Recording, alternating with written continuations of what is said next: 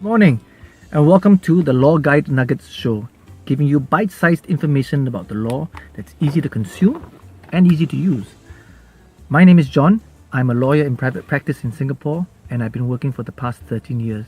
I'd like to talk to you and give you some information over the next few minutes.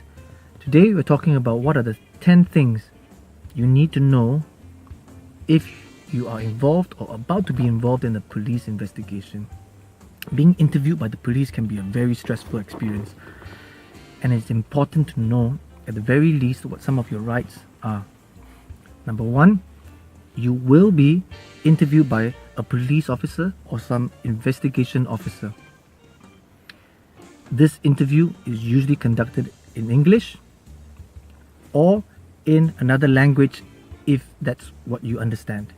But it's important to make clear to the person interviewing you that I speak a certain language or a certain dialect and I'm struggling to understand you.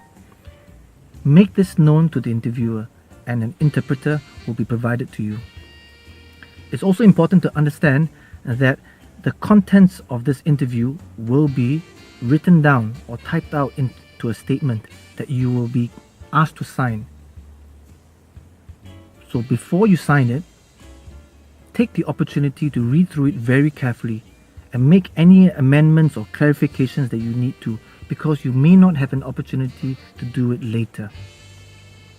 The next thing you need to remember is that you will not be given a copy of this statement.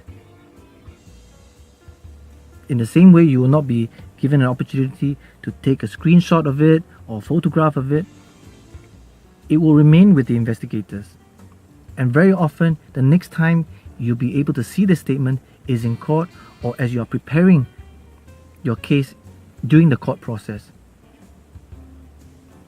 It's also very important to know that in most situations, you won't be given an opportunity to speak to your lawyer before the interview, certainly not during the interview.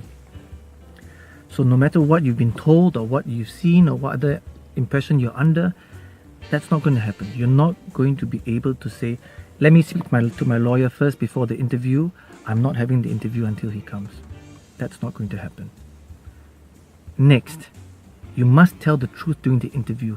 Otherwise, you may be prosecuted for giving false information to the officer. If you are accused of having committed a criminal offence, you must give your full explanation early as early as possible, because if you don't, the court or the authorities can view it as being less believable if you only mention it much later. And this is because when you're asked to give the explanation for the first time, it's understandable that you will be able to explain at that point in time. Any other reason that you give for not having mentioned it earlier very often can be viewed as an excuse. That I didn't mention it earlier because I forgot or I wasn't asked the right question. So be careful about that. Make known your explanation or your defense as early as possible. But the last thing I want to share with you is this. Regardless of whatever the interviewer or anybody else may tell you, you don't have to admit that you've committed any criminal offense if this is specifically posed to you or if you're accused of doing this during the interview. And that is your right. That is your right to silence. You don't have to say and admit that you've done it.